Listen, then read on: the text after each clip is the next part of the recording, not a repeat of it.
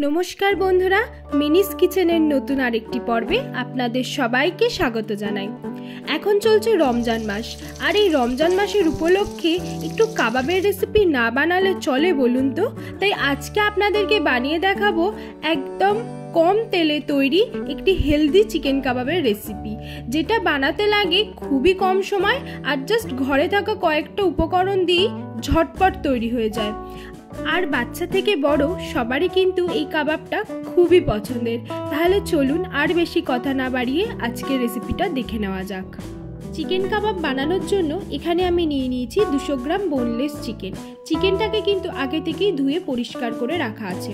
এখন নিয়ে নিলাম একটা মিক্সার গ্রাইন্ডার, তার মধ্যে দিয়ে দিচ্ছি চিকেনের টুকরোগুলো। এরপর একে একে দিয়ে দেবো 5 থেকে 6টা কাঁচা লঙ্কা, একটা মিডিয়াম সাইজের পেঁয়াজকে 4 টুকরো করে দিলাম, 1 চা চামচ রসুন বাটা, 1 চা চামচ আদা বাটা, নুন স্বাদ অনুসারে, হাফ চা চামচ গোলমরিচের গুঁড়ো, 1 টেবিল চামচ চিকেন মশলা, 2 চা চামচ কাশ্মীরি লাল লঙ্কার গুঁড়ো, হাফ লেবুর রস, কিছুটা পাউরুটির টুকরো, একটা ডিম। এবারে সব শেষে দিচ্ছি ফ্রেশ ক্রিম। এই ফ্রেশ ক্রিমটার জন্য কাবাবে খুব সুন্দর একটা সফটনেস আসে। এবারে সব কিছুকে ভালো করে গ্রাইন্ড করে নিয়ে এরকম একটা পেস্ট আমরা বানিয়ে নিলাম। এরপর একটা প্যানের মধ্যে প্রথমে দিয়ে দিচ্ছি 2 চা চামচ সাদা তেল, তারপর দিচ্ছি সামান্য পরিমাণে বাটার। এবারে তেল আর বাটারটাকে ভালো করে আমরা গরম করে নেব।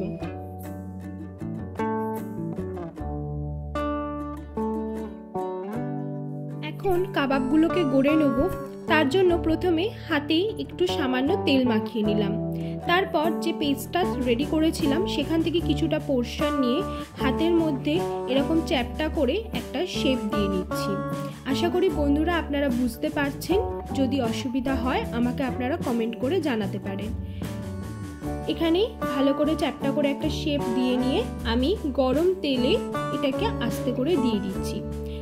ঠিক একইভাবে আমি সবকটা কাবাব গড়ে নিয়েছি এবং এক এক করে আমি তেলের মধ্যে দিয়ে দিচ্ছি।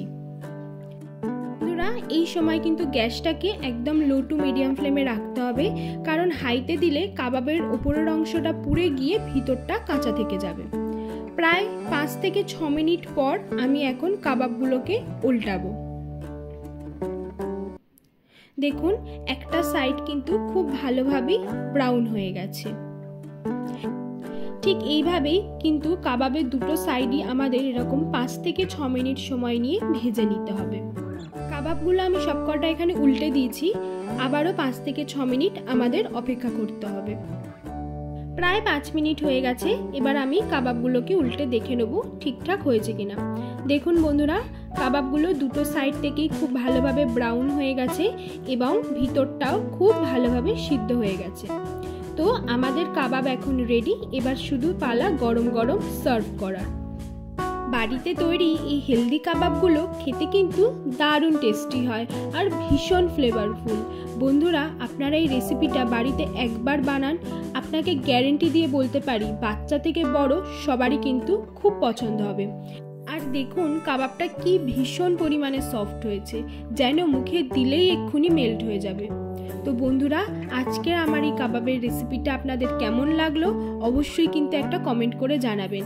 আর এরকম আরও নতুন নতুন রেসিপি দেখতে হলে মিনিস কিচেনকে অবশ্যই লাইক, শেয়ার অ্যান্ড সাবস্ক্রাইব করে দেবেন।